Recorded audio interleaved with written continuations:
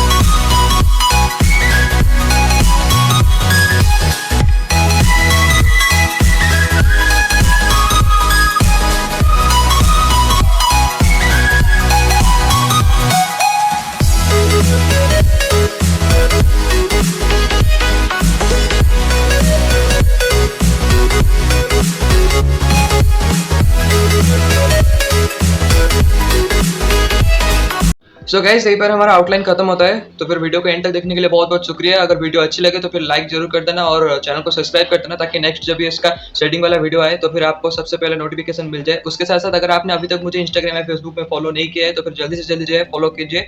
उसका लिंक भी आपको डिस्क्रिप्शन बॉक्स में मिल जाएगा। ठीक है, टिल देन गुड बाय।